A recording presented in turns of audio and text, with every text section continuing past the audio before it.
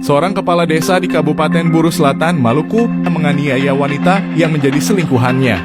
Penganiayaan itu dipicu karena korban menolak ajakan jalan pelaku. Pelaku yang tak terima langsung menganiaya korban. Diketahui kades tersebut adalah JM dalam kurung 43 tahun, pejabat kepala desa Kamlanglale, Kecamatan Namrole, Kabupaten Buru Selatan. Tersangka ini sudah beristri namun kerap mengajak korban jalan-jalan. Sementara korban adalah SL dalam kurung 43 tahun yang selama ini menjadi selingkuhan pelaku.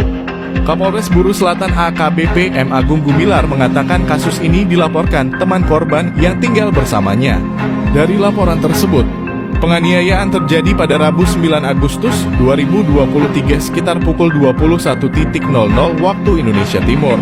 Pelaku datang dan menanyakan keberadaan korban kepada temannya. Karena dijawab sedang mandi, dia langsung pergi, kata Agung kepada Tribun Ambon melalui WhatsApp Kamis 10 Agustus 2023. Namun berselang 15 menit pelaku datang lagi dan mengajak korban untuk pergi.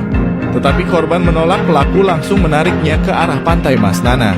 Diduga kejadian penganiayaan terjadi di sana karena dari keterangan pelapor setelah korban pergi, dirinya juga pergi membeli makan. Tetapi saat balik di kos ternyata korban sudah tidak sadarkan diri dengan berlumuran darah, ucap Agung. Saat ini kasus penganiayaan yang dilakukan Kades masih terus didalami dengan dilakukan pemeriksaan saksi dan pelaku hari ini. Nanti saya infokan lagi kelanjutan kasus ini, tutupnya.